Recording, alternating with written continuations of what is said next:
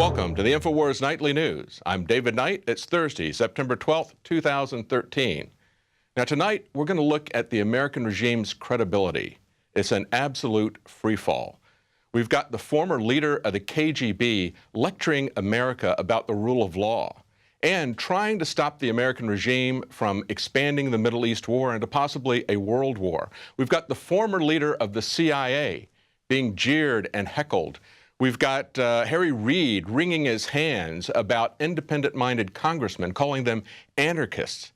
And although it's hardly news, we have yet another official being caught in a bold-faced lie, committing perjury to try to cover up criminal activity. That's with the IRS. Now, earlier today on the Alex Jones radio show, although we're not going to play it here on the Nightly News, Alex talked to the widow of Ibrahim Todashev.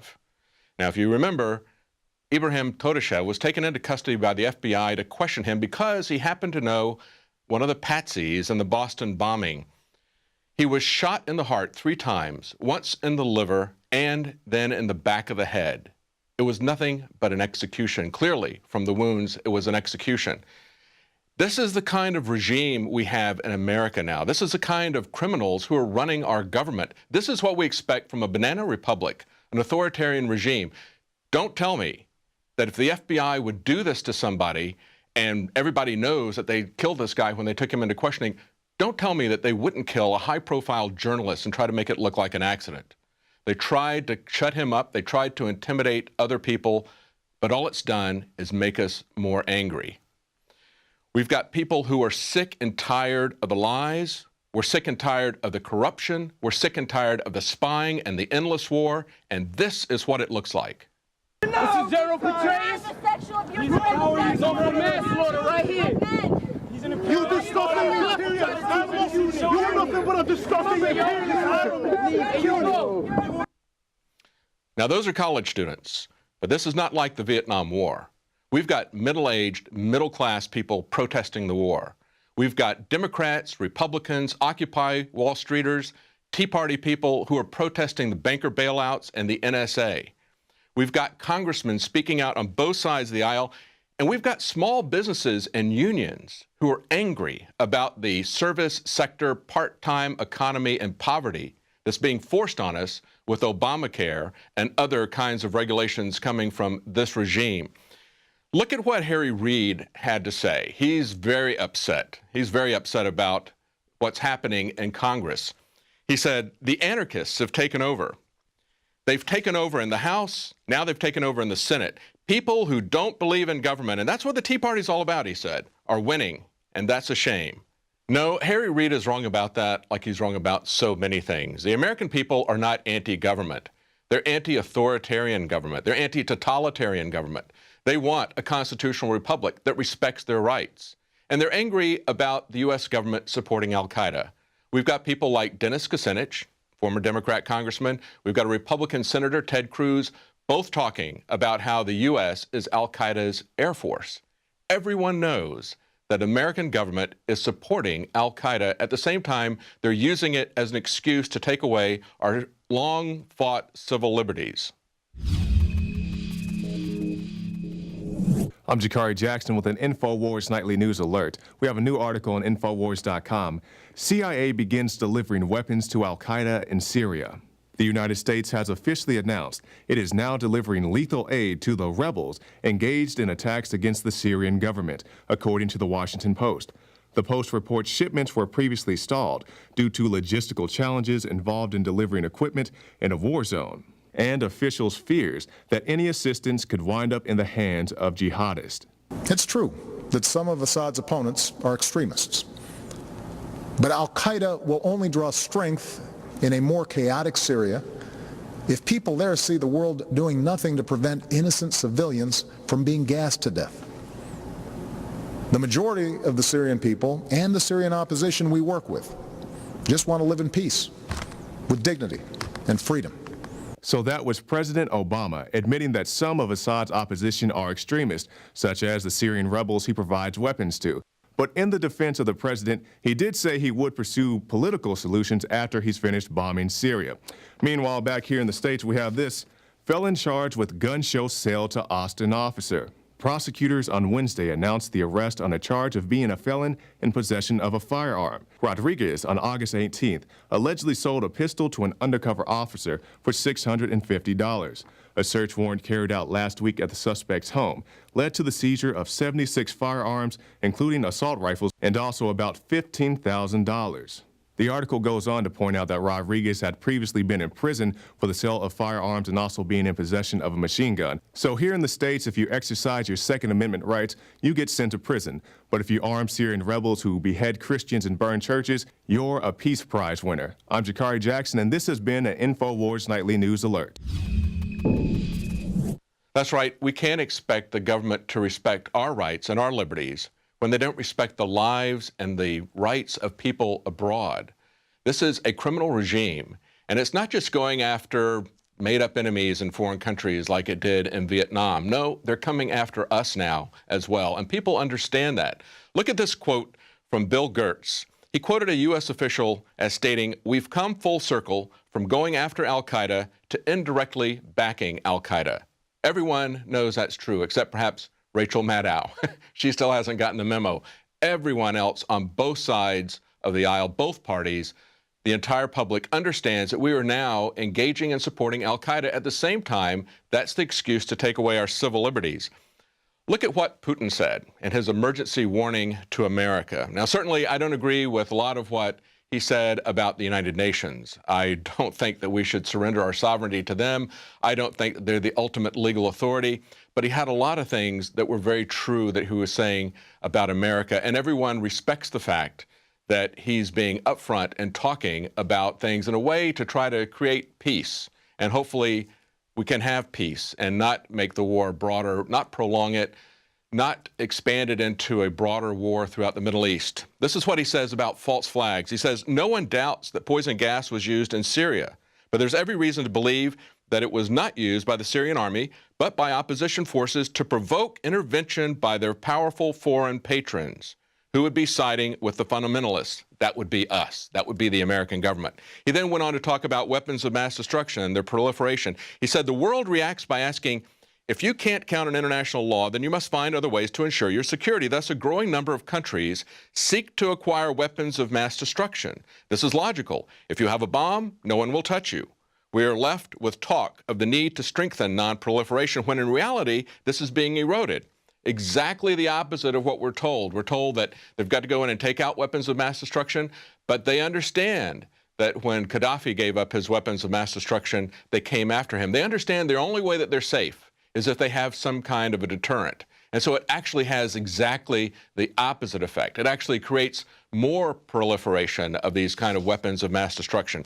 Then he talked about the failure of U.S. foreign policy. He said, "It's alarming that military intervention in internal conflicts in foreign countries has become commonplace for the United States. Is it in America's long-term interest? I doubt it. Millions around the world increasingly see America not as a model of democracy, but as relying solely on brute force, cobbling together coalitions under the slogan, 'You're either with us or against us.' But brute force has proved ineffective and pointless." And he gives examples of that. Now, of course, one reason the Obama administration, or I should say regime, was so anxious to get involved in yet another war was to cover up the scandals here at home. Remember the IRS scandal? We certainly do. And it is much broader, much more severe than anything that Nixon was impeached for. And he was impeached for using the IRS against political enemies. This is what Lois Lerner said a few months ago. Members of this committee have accused me of providing false information when I responded to questions about the IRS processing of applications for tax exemption. I have not done anything wrong. Well, eventually the truth comes out. She said that in hearings in May. But we learned today that emails in February of 2011, she advised her staff, she said counsel and her advisor, Judy Connell, need to be in on this, talking about the Tea Party audits. She said Cincy should not have these cases. That would be Cincinnati.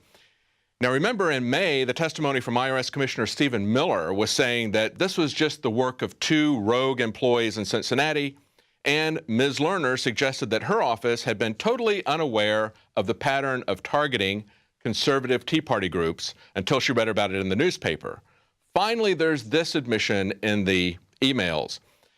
A Democrat senatorial campaign committee complained to the FEC that conservative groups like Crossroads GPS and Americans for Prosperity should be treated as political committees rather than 501c3-4s. She said, perhaps the FEC will save the day, she wrote back. There you go. That's the political targeting that they're looking at.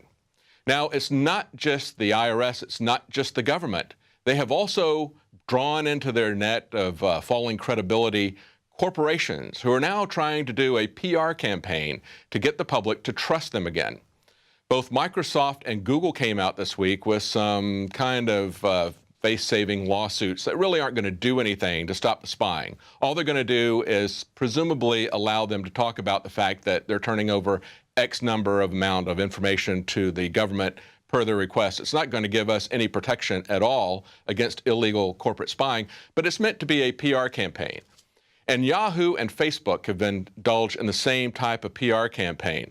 Listen to what Yahoo's CEO Marissa Mayer said. She said, Yahoo has previously unsuccessfully sued the Foreign Intelligence Surveillance Court, that's FISA, which provides the legal framework for the NSA surveillance. No, that's wrong. There is no legal basis for the FISA court. The FISA court is not a court. Listen to what John Roberts, Chief Justice of the Supreme Court, said just a couple of months ago at the beginning of July. When he was informing the Senate of what was going on, it was the Senate Judiciary Committee, he said, when I first learned about the FISA court, I was surprised, he told the committee. It's not what we usually think of when we think of a court. We think of a place where we can go, where we can watch the lawyers argue, and it's subject to the glare of publicity, and the judges explain their decision to the public, and they can examine them. Now, why would the Chief Justice of the Supreme Court be surprised about the existence of FISA? Why would it be news to all the senators? Well, because this is something that was done in secret, without any lawful or constitutional authority. And it's not a court. Look at the things he's talking about with a court. He said, in a court, you have a place where you can go and you can watch. It's public. It's transparent. People can see it. That's the essence of a court. You also have a jury. He didn't mention that. But you do have lawyers arguing, and you have the public looking at what's going on, and then you have judges who make decisions and explain them to the public, and you can see those. All of that is missing in a FISA court. It's not a court. It's a single politically appointed judge. Now, this is what the CEO of Yahoo was saying.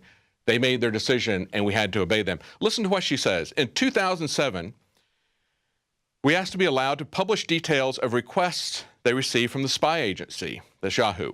And she said, when you lose and you don't comply, it's treason. We think it makes more sense to work within the system, she said. No, it doesn't. That's the Nuremberg defense, just following orders.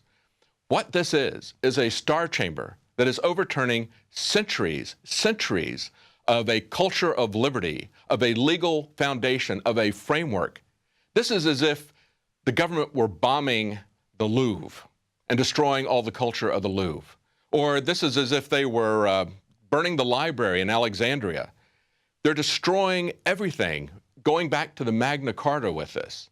They're reinstituting things like the Star Chamber. They're taking away trial by jury. They're doing all of this. They're doing it in secret. They don't have a court, but they're pretending that they're modifying the Constitution. They're not modifying the Constitution. Everything that they're doing has absolutely no authority, no constitutional authority.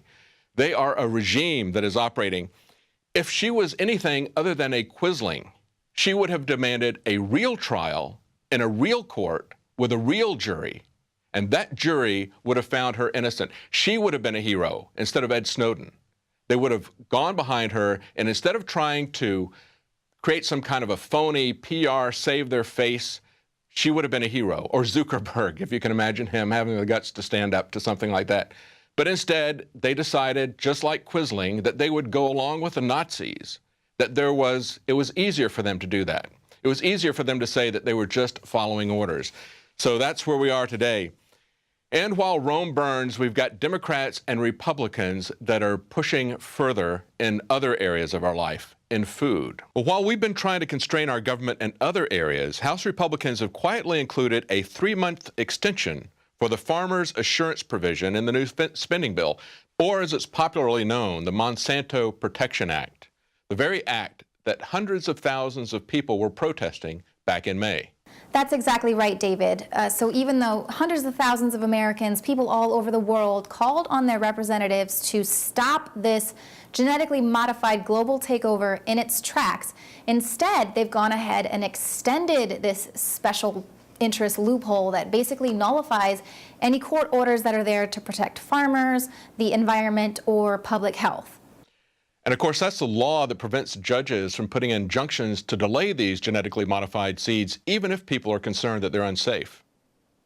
Exactly. And Monsanto has been arguing that it's really unfair to single out their company in this farmer assurance provision by naming it the Monsanto Protection Act, because they say there's a lot of other agribusinesses that are really supportive of what this is. And that is a very good point. Companies like DuPont, who just paid more than $3 million to bolster opposition for genetically modified food labeling. So in addition to the $4.5 million check that was written by Monsanto, opponents of GMO labeling have raised 4 times as much as those people that are calling for just basic labeling of food. So people everywhere have expressed anger with genetically modified foods. They're calling on labeling. So why have our representatives not just allowed this to expire? Well, that is because there is a much bigger agenda going on here. It's called the Trans-Pacific Partnership. And it's a super secret trade pact that's being negotiated absolutely outside of law. So basically, you just have a bunch of White House loyalists running around the world and strong-arming countries into joining up with the TPP, and they've dubbed it free trade. So in addition to banning GMO labeling, any country that wants to join the TPP has to agree to let genetically modified crops grow in their country, secretly, mind you, because there is no labeling for genetically modified foods. They've already knocked that out.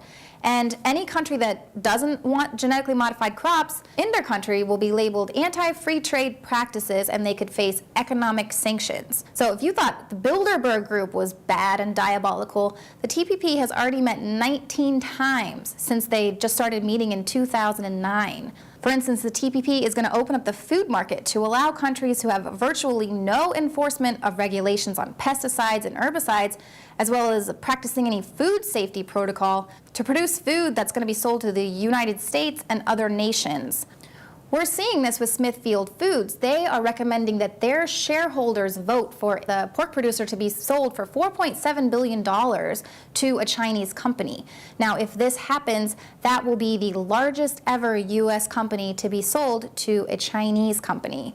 A Chinese company will be in control of our pork production. The Chinese knowingly sell us toxic and poisonous toys to our children. They have known cancer villages which create the food that feeds their population with rice paddies with really high levels of cadmium and chromium, cause leukemia and bone and kidney damage. This is what they knowingly feed their people, and they'll be sending it our way.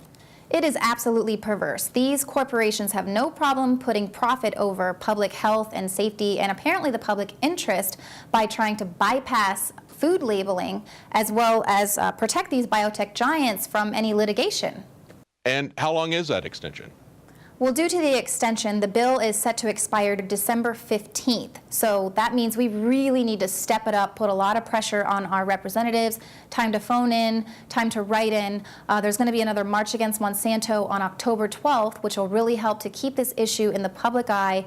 But also, I think we really need to watch the Trans-Pacific Partnership and what they're doing, because they are moving really swiftly to implement worldwide corporate takeover, and we need to stop them because it's not just the food supply that's at risk, but there are so many other industries that are going to be affected by the Trans-Pacific Partnership. Yeah, and we're going to be covering more about the TPP, the Trans-Pacific Partnership, as well as its Atlantic partner, TAFTA, next week. You know, if the Bilderberg meetings and meetings like that are strategic long-term planning for the global elite, for the corporatists, these secretive treaties are really kind of the grassroots tactical meetings of how they're going to accomplish this New World Order. Now, stick around. Right after the break, we're going to be talking to artificial intelligence expert and cybersecurity expert Roman Yampolsky. And we're going to be talking about the threat posed by DARPA, by robots, and by the rise of the machines. So stay tuned.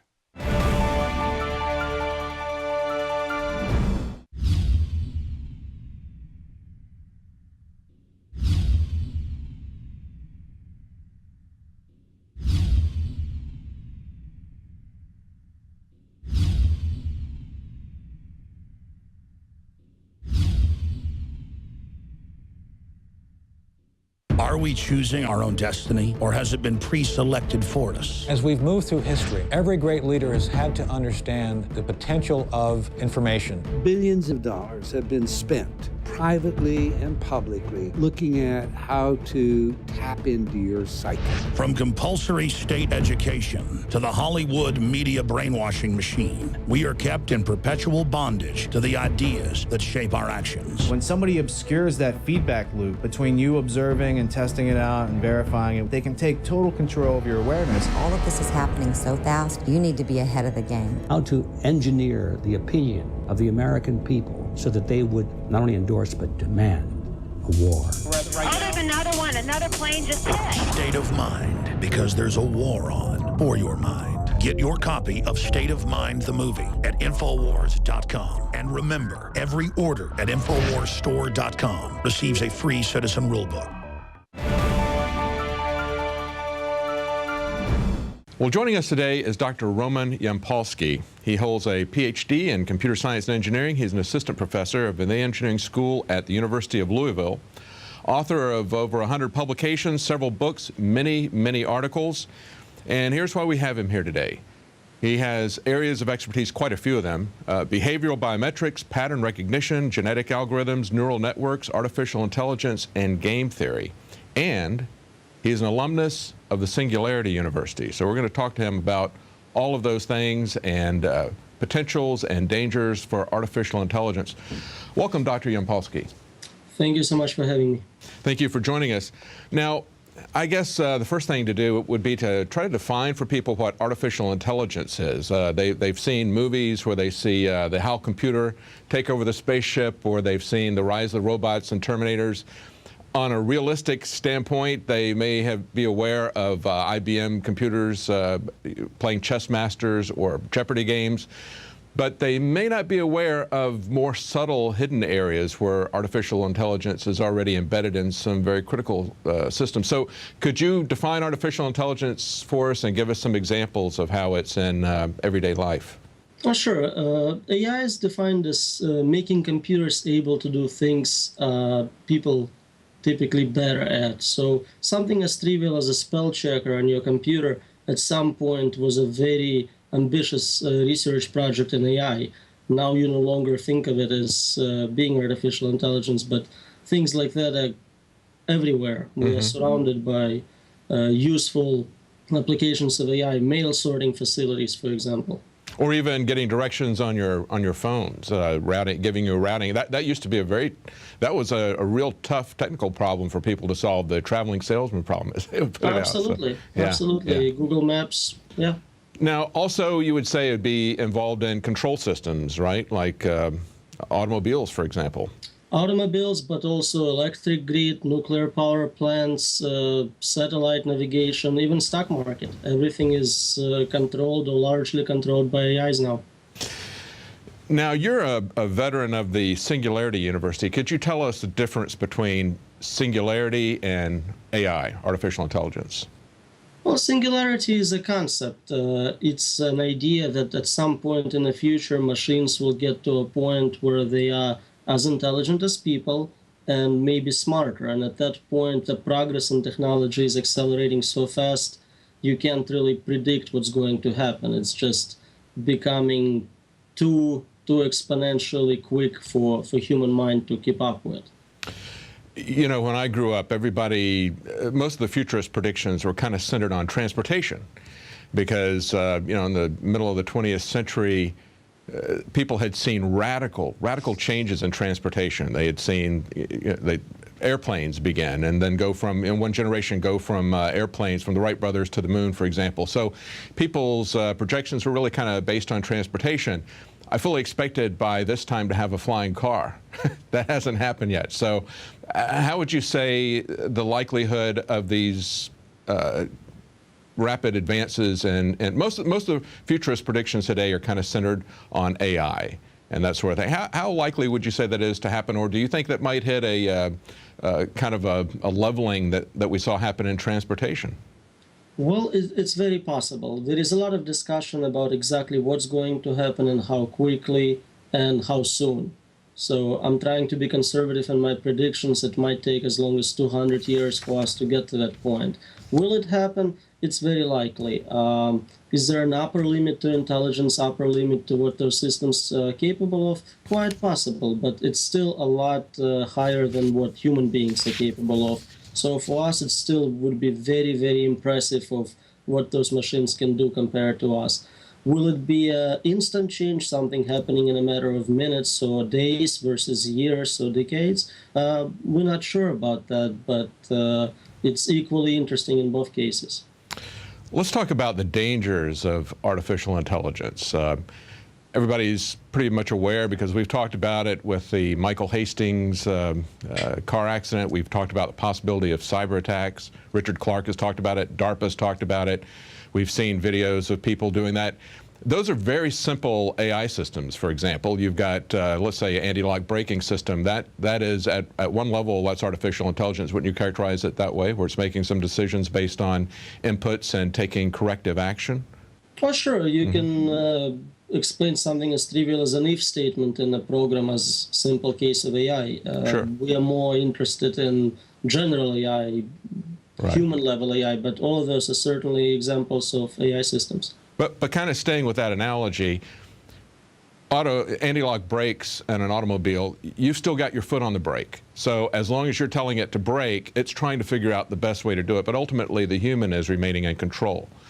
But I guess the concern would be different failure scenarios. Let's say maybe a bug in the system, or maybe you've got somebody who hacks into it and does things maliciously, or maybe there's a government that makes sure that it has a back door to this and does malicious things. How do we guard against those sorts of things? Because that's one of your areas of expertise, right? Security? Right, and you really can't. If a designer of a system puts a backdoor in it, there is not much you as a consumer can do about it. Another area of your expertise is behavioral biometrics. One of the things that concerns me looking at some of these scenarios is using AI to profile people, either as common criminals or maybe in a broader sense to profile people and identify them as terrorists. And of course, that would be a system where bugs could be very, very dangerous. I mean, we all remember the movie Brazil, where there was a literal bug that fell into a typewriter and altered one character, and that set off a chain of events for some innocent people. But a computer that's doing behavioral profiling, if it's mistakes somebody that's trying to change their tire for someone who's a car thief, that could set off, in today's environment, that could set off a fatal chain of events for the police, couldn't it? Absolutely, and we all heard about people being placed on a do-not-fly list, even children, and it's obviously a mistake, common name, common location, but it can happen to anyone, yeah. So, I mean, what types of things do you, how do you guard against that? I mean, other than just the typical types of things that you would do for software engineering to try to take bugs out, I mean, are there any, when you're looking at control systems and security, is there anything that you would add to it other than just making sure the software works? You mean as a designer of a system, as a user of a system? Well, I mean, you know, you're looking at a system where, let's say, Homeland Security comes in and they want to start doing behavioral profiling for people. I mean, how do we guard against not only these different failure modes? I mean, certainly, you know, if the government's going to be malicious, we can't guard against that. But how do we guard against, say, you know, hackers or against bugs? And how do we provide some sort of oversight for that? Well, with hackers, very state-of-the-art algorithms. You can use certain level of encryption, limit network access. There are better practices. None of them guarantee security, but you can certainly increase chances of having a safe system. But the systems like that are inherently likely not to be 100% accurate. At some point, you still have to set a threshold for how many false positives you're willing to tolerate. And if a system is profiling hundreds of millions of citizens, even a tiny percentage, 10th of a percentage point, is still thousands of people who are going to be falsely identified. Yeah, I guess that's my concern. I guess ultimately, and this would just be my opinion and not something that's in your area of expertise, I guess unless we have final human oversight, kind of like, search warrants that have to be looked at by judges, unless we have some kind of legal protection like that, you would say that because we always have this risk of this, so we could never really turn these systems fully over into an automated system, wouldn't you say? Not if you want to remain in control of those systems. If you turn control over to the system, you are no longer needed. You become a side product of it and have no decision power. Well, that kind of takes us into the area of ethics. You've talked about machine ethics that some scientists have proposed. I guess one of the things that I've seen with engineers is that too often they ignore or they refuse to really think about the consequences of the things that they're developing. They're very interested in the technical issues. It becomes something of a puzzle for them, a mental game for them to solve this puzzle. And they don't really think about or don't really concern themselves with the ethical things down the road. Now, people are starting to look at the ethical issues of AI. You're one of the people who's looking at that. Some of the people who have looked at these ethical issues have taken the idea that they want to do machine ethics, that they want to give the machines some decision-making capability. And I guess one of the things, I saw an interesting quote when I looked at this. One of the scientists said this. He said, teaching ethics to a machine will help us to learn what ethics are.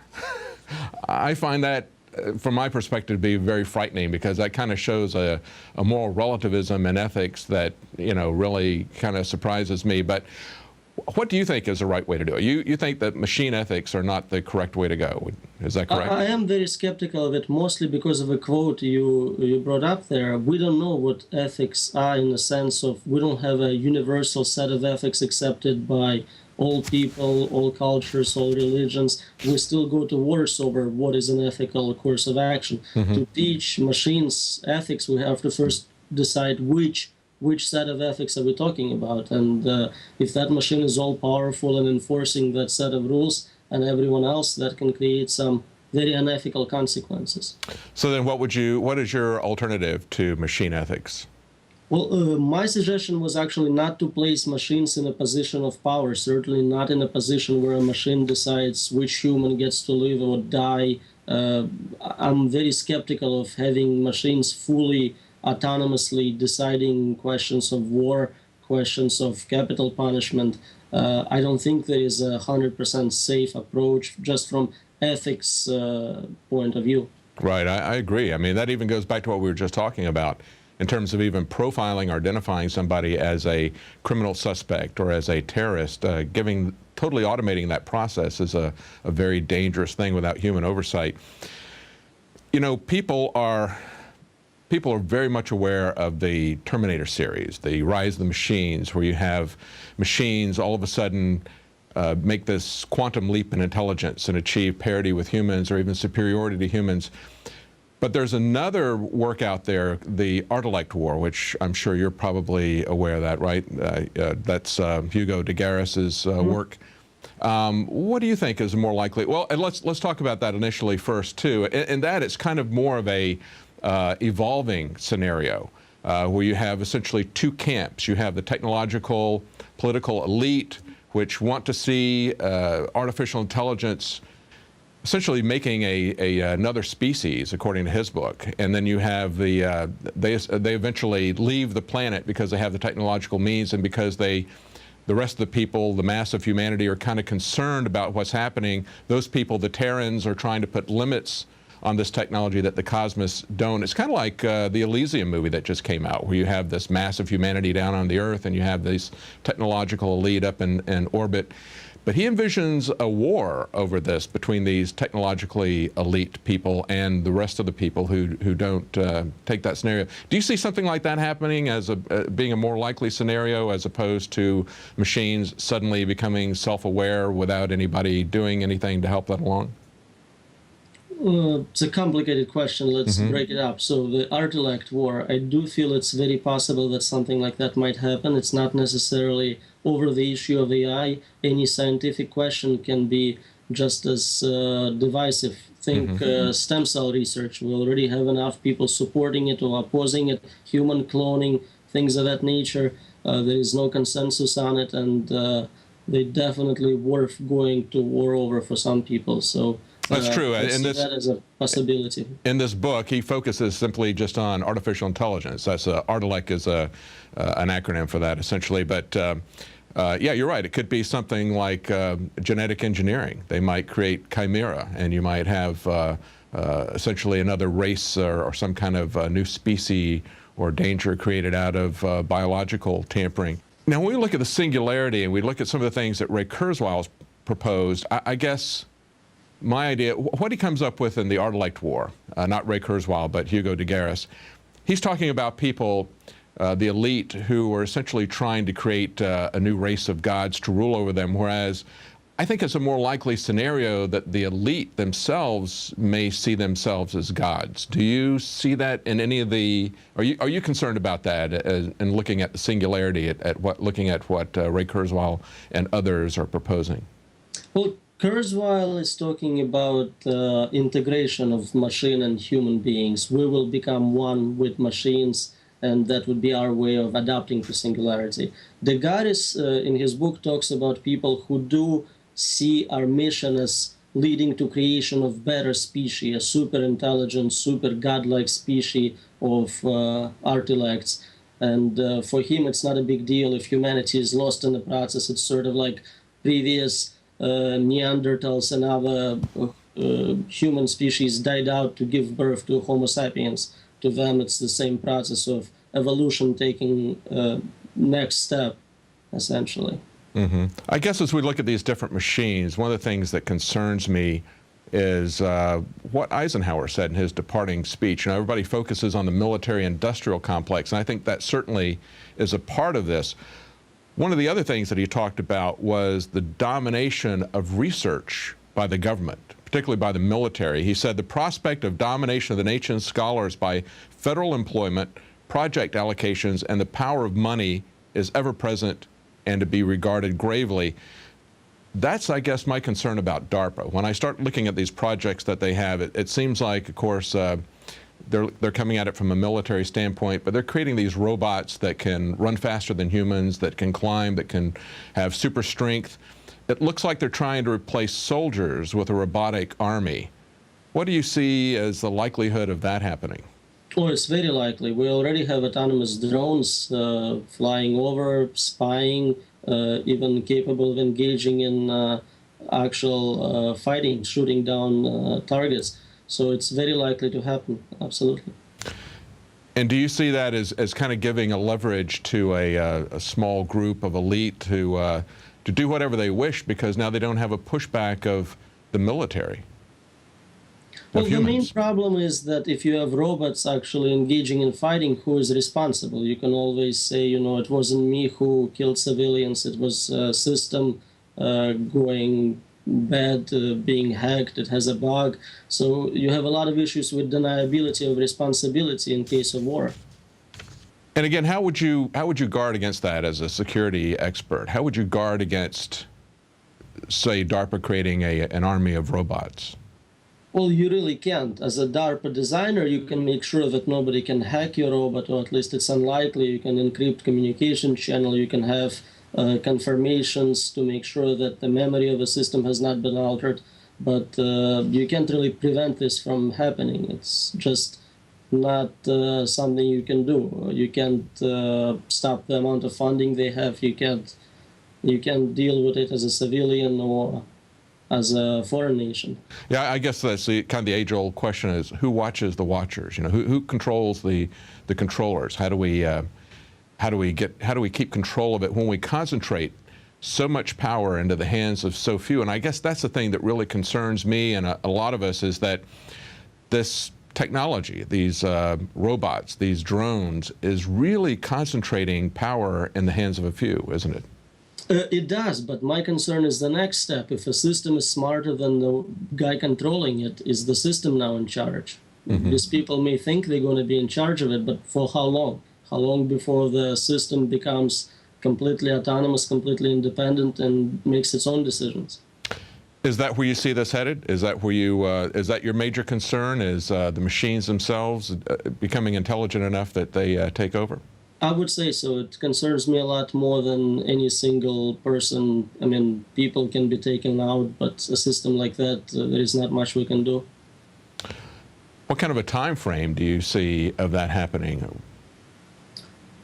So different people have different predictions. I'm fairly confident saying something like 2045, sort of in line with what Kurzweil predicts.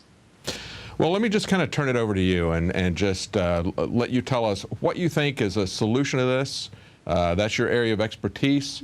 Your concern is that machines become intelligent, that they could, and you're more concerned about that, right, than about humans who are taking over using concentrated force, concentrated technology. You're more concerned about the machines becoming intelligent and taking things over than a small cadre of corrupt humans. Is that correct? I would say so, yes. My concern is basically that we will create something we can no longer control, and there is no way to undo this process. And as far as I know, no one has a solution to it. You keep asking me, what should we do? I don't think there is a solution. If we get to a point where we create a robot or program which is more intelligent than we are, and it is released, it's available to others on the internet or by other means, there is nothing you can do to undo it. I mean, it's like asking, well, what can you do to stop electricity from being used? Nothing. It's just too late. And you would not advocate a kind of a Luddite approach where we just shut down technology. You're advocating essentially, technology can be used for both good and for evil. You would advocate that we try to outpace this, or? Well, again, I don't have a perfect solution. I can tell you what others have proposed. So Ray Kurzweil suggests that the solution is to merge with technology, become a machine, have brain implants, and try to keep up with improvements this way. My concern is that in the process we stop being human as well. We become machines, so it's not really a perfect solution.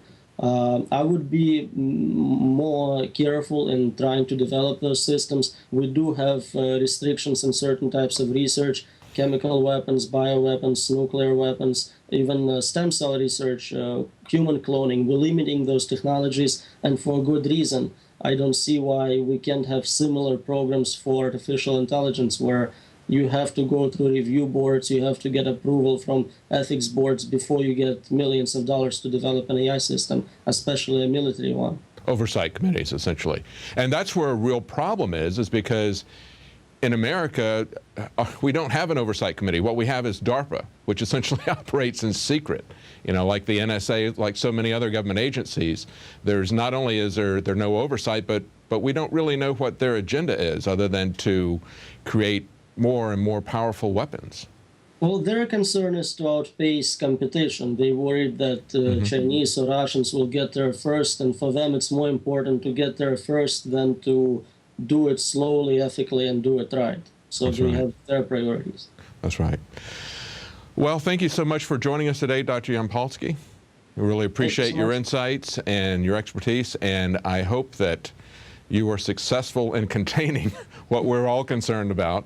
Hope that perhaps we can have more human oversight of where some of this research is headed, take a longer look at the implications and the ethics of what we're doing. Wouldn't you say?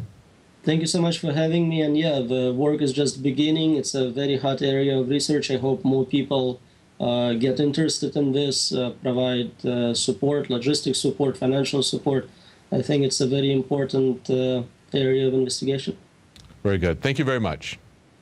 Well, as Dr. Yampolsky said, the greatest danger that something may fail in one of these failure scenarios, that we may have an elite that can do whatever they wish without any pushback from a human military, or that some of these technologies themselves might get out of control, whether it's artificial intelligence or whether it's some kind of genetic splicing, modification. The greatest danger is that the populace would be ignorant about these dangers, that we would be complacent, that we would not do anything about that. One of the ways to fight that is to educate yourself, to educate others. The very first magazine we had, the very first INFOWARS magazine, was about Rise of the Robots, and the one that just came out is about government acting as God. That kind of bookends both of the greatest dangers from the AI community. We also have a book that we sell here at the INFOWARS store, INFOWARSstore.com, Robot Alchemy. It's by Tex Mars, and he talks about androids, cyborgs, and the magic of artificial life. That's available at INFOWARSstore.com. And of course, another way to educate people is to become a subscriber, if you're not, to Prison Planet TV, and to allow other people to view that. Up to 10 people can view that at the same time along with you. Well, that's it for tonight. We'll be back at 7 p.m. Central tomorrow, 8 p.m. Eastern.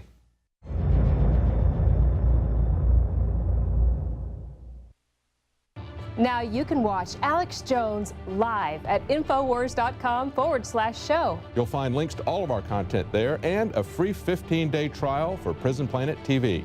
You can also browse the network, the INFOWARS Nightly News, and over 60 movies and documentaries all together in one place. You can watch the Alex Jones radio show live as it happened. So check it out, INFOWARS.com/show.